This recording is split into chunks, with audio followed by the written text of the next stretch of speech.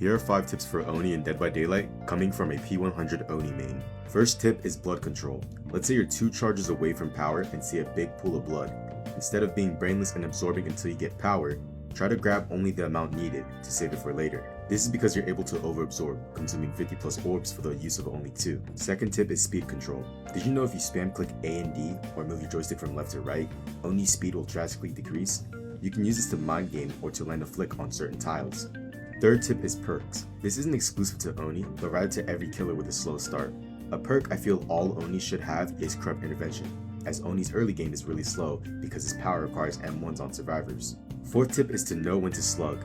This one comes with time and varies with games, but a base you should follow is if you get it down early after popping power, slug that survivor and look for others as it'd be a waste. Of course, if you still have extra blood nearby, you can pick and hook as you can instantly gain power again. Fifth tip is to use power on uninjured survivors. If you have power and see 3 survivors, 2 being injured and 1 being healthy, go after the healthy survivor, because after you pick them up, your power ends, making those 2 survivors that you left uninjured drop blood.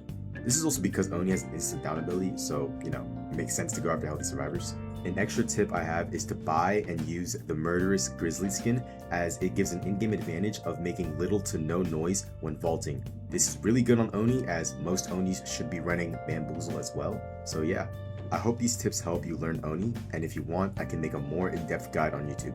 Thank you guys for watching. Peace.